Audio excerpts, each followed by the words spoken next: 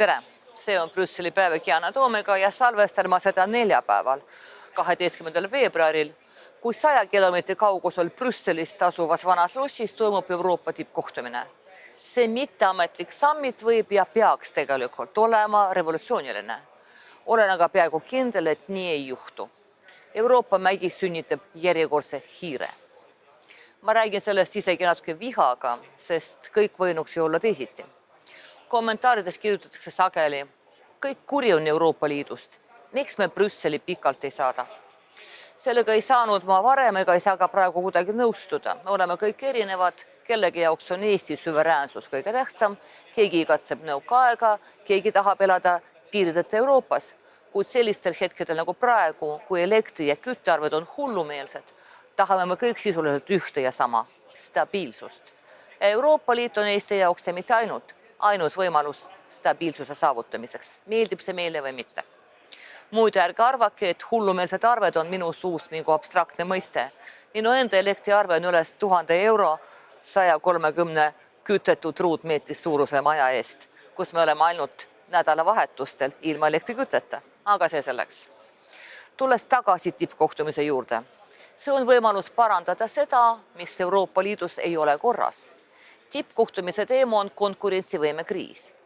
Konkreetselt arutavad liidrid reforme, mille on välja pakkunud 2 Itaalia majandusteadlast, Mario Draghi ja Enrico Letta, et viia Euroopa Liit sügavast kriisist välja.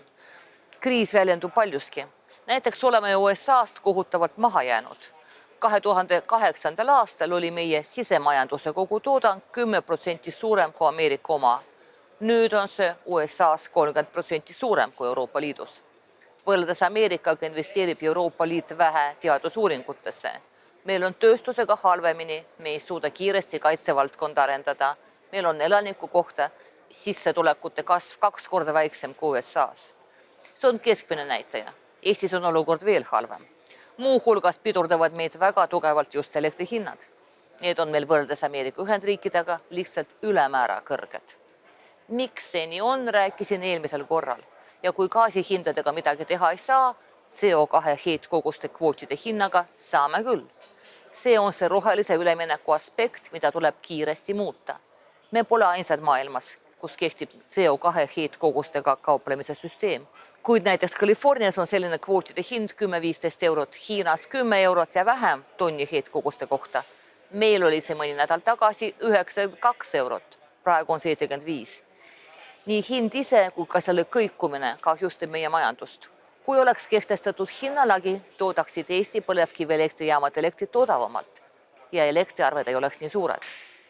Majandusteadlased on juba ammu rääkinud, et kvootidega tuleb midagi teha. Seda nõuavad Saksamaa ja Prantsusmaa liidrid. Keemiatööstuse hiidlased löövad häirekella, aga Ursula von der Leyen on jäänud endale kindlaks.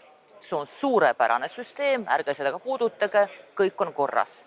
Eesti ka toetab seda seisukohta, kuigi meie valitsus peaks hoopis hüüdma, et meie inimesed vaesuvad silmaga nähtavalt ja meie majandusel läheb üha halvemaks.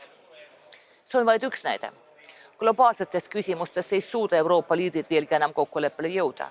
Mario Draghi ütleb, et Euroopa soost välja tõmbamiseks on vaja palju rohkem investeeringud ja palju rohkem koordineerimist. Draghi plaan ilmus 1,5 aastat tagasi. Selle aja jooksul pole mitte midagi liikunud.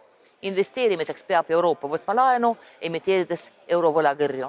Prantsusmaa ja Hispaania on poolt, Saksamaa ja Itaalia jälle vastu. Koordineerimine eeldab, et riigid loobuvad osast oma suveräänsusest, milleks keegi valmis ei ole. Kuigi on selge, et meid on ükshaaval palju lihtsam murda kui ühtset Euroopat. Lõpuks esitas von der Leyen oma plaani, mille prioriteet on seadusandluse lihtsustamine. Bürokraatiaga tuleb võidelda. Siililegi selge, kuid samal ajal läheb sotsiaalvaldkond alla. See on jälle löök meie inimestele, kaotame jälle konkurentsivõimet. Kus on loogika?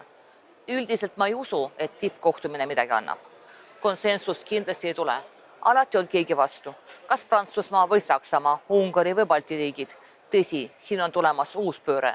Von der Leyen ütleb, et kui kõik ei ole nõus, pole midagi hullu, kui vähemalt 9 riiki millegiga nõustuvad, moodustavad nad nagu eraldi liidu Euroopa sees ja viivad reformid ellu. Selline kahekiiruseline Euroopa Liit. Keegi kihutab edasi, keegi lohiseb järel. Mida valib Eesti? Kardan, et ka siin ei oota ma meie valitsuselt midagi head. Püsige terved ja näeme nädala pärast.